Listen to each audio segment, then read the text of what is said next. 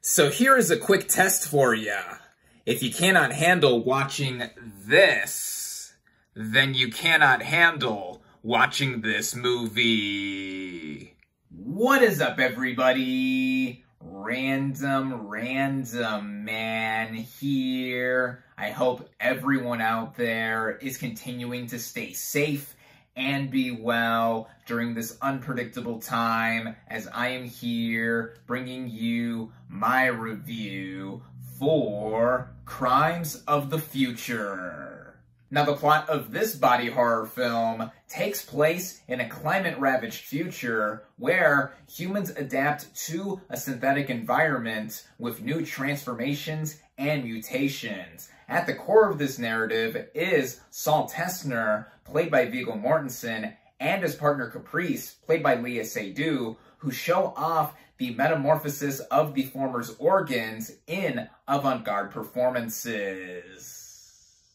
Going into this movie, I had moderate expectations. On the one hand, this is the latest feature written and directed by David Cronenberg, who is known as the master of body horror films. This is a genre he helped originate and popularize decades ago, and this is the first time he has gone back to this genre in over 2 decades. On the other hand, though, it having been that long since Cronenberg has made a body horror film did give me some pause as to see if he still had his touch. There have been quite a few voices in horror that have been rising as of late, and specifically within the body horror genre, we've seen the emergence of Giulia Ducorno, whose first 2 features are Raw and Titan, 2 of my favorite horror films of the last several years. And there were other factors that still had me interested in Crimes of the Future, regardless of if I wasn't completely grabbed at first. In fact, this movie premiered at this year's Cannes Film Festival last month, where it competed for the Palme d'Or, and reactions ranged from people being grossed out to people walking out, though it ended up receiving a 6-minute standing ovation, which is par for the course for a lot of movies that do premiere at Cannes.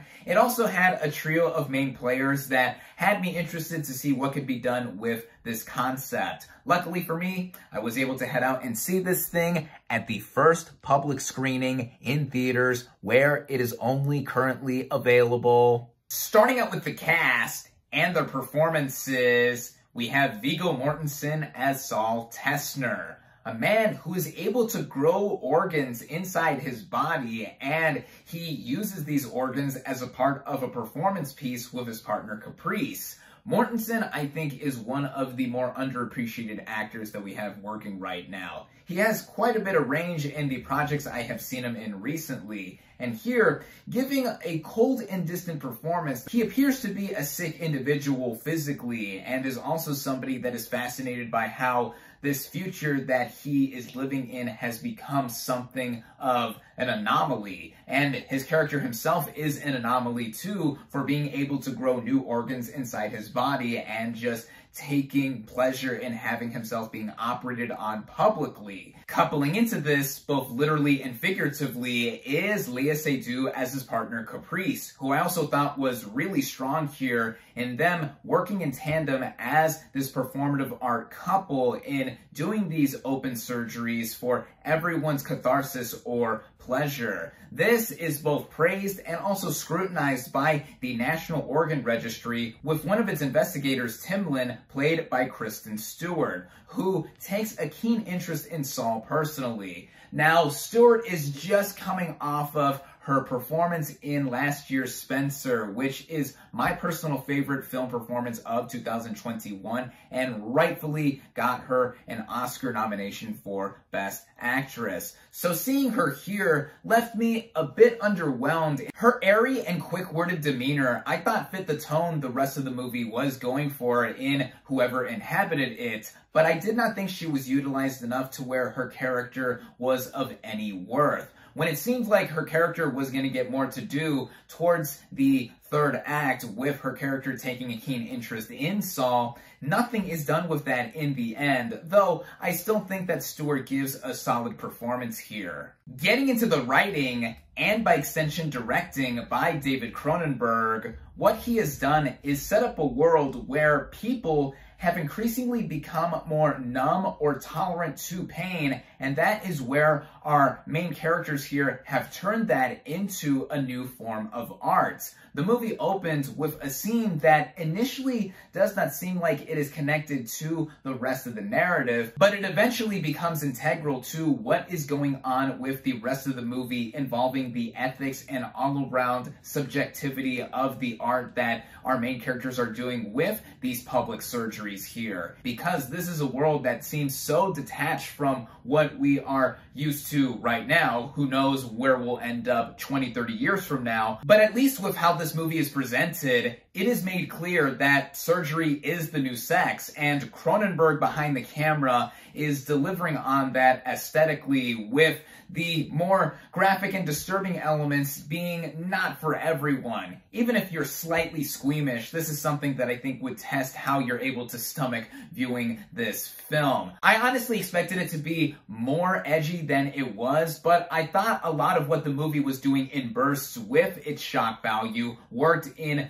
supplementing the narrative with what it was going for initially and all of the ideas that were presented here. And there is quite a bit to chew on with how this movie shows off its own universe. And I think it works to both a fascination and fault. What do I mean by this? Well, a lot of what is done here in this movie in trying to present itself reminded me of another horror film in recent memory, and that is Alex Garland's Men. With that movie, I think having a lot to it, but in terms of its execution, I did not think all of its ideas were entirely there, and I felt that it was empty in the end and just left me feeling not gratified with what I was seeing and it trying to be a big metaphor overall. Crimes of the Future is similar in some ways to where it is a slow-moving narrative like Men, and it has a lot of exposition given through dialogue. A lot of characters are explaining what is going on with the workings of this world, and instead of doing the old cinematic rule of showing and not telling, that is done here to try to fill in a bunch of gaps that I think are done mainly because of this movie's budget constraints and not showing off a lot of this dystopian future here. And speaking of those aesthetics, this movie on a technical scale, I think gets across what it is going for well, for the modest budget I assume this movie has, because there's not a lot of locations that we are shown here, mostly the same places back and forth, and with the VFX showing off the instruments slash tools that are used to be operated with, I thought they looked decent because, again, I think this movie was made on a smaller budget anyway. And then the overall design of this future, with how grimy and graffiti-ridden it is, with collateral damage everywhere as well, it gets across how this is a future that has been affected by something before, and also with these people specifically, some of which have been able to show off their abilities and just mutate to where, ugh, it looks like something I would not want to necessarily live to see. Credit also has to be given to legendary composer Howard Shore for his original score here in backing up what this movie was going for in terms of its tone and feel. I thought that with its instrumentation, it just added to how skin-crawling this movie was at times. And I think in the way it is paced out, like I mentioned earlier, it is a slower burn kind of movie. Running at about an hour and 45 minutes, its pace is gradual on purpose, especially since we were building to a point to where the opening scene is eventually connected to this moment here, to where some of the ethics of this world are tested. And then the movie suddenly ends after this one sequence, and I did not expect the movie to end that way, and I think it does back up some of the thematic elements that the movie was going for, just with the whole humanistic angle that is also not so humanistic. But even with that, I don't think this movie was completely evened out to where I was seeing the overall effect that it was going for, at least with this first time viewing. I felt that if there was less exposition given out, or if there was more showing off of this actual future here, then I could have seen a lot more of the impact in what the film was doing, aside from these open surgery performance pieces, and also seeing these characters either wanting to transform themselves or just further living in this kind of future. Personally, my favorite body horror film that David Cronenberg has done is the remake of The Fly starring Jeff Goldblum, to where I thought that had a balance with the kind of subtext it was going for on paper, and that visually with the effects in us seeing Goldblum gradually become the Fly. I also feel like I've said this for quite a few of my reviews recently, like the ones I have done for the aforementioned Men and Pleasure, in how Crimes of the Future also fits in the category of not for everyone, with how this is a body horror film, and if you have a weak stomach, you're not going to be able to get through this, and also just with how this movie is working on an intellectual level. Again, there is a lot to marinate on here with Crimes of the Future, which bears the same name of an earlier film directed by David Cronenberg, though this is not a remake of that, nor is it related in any way to that film of the same name from 1970. And I think that regardless of what I think of this movie overall, Cronenberg has such a vivid imagination with what he is trying to express here. That is also why I fall on the more positive end on this movie, even if I wasn't completely won over by it. Fans of Cronenberg will greatly take away a lot from this movie, though, and there will be conversations, whether they be thoughtful or more heated, with this film for those that do decide to see it, as I see it becoming a divisive one at that. For all of that and more, I cautiously recommend it. My final verdict for Crimes of the Future is 3 out of 5 stars.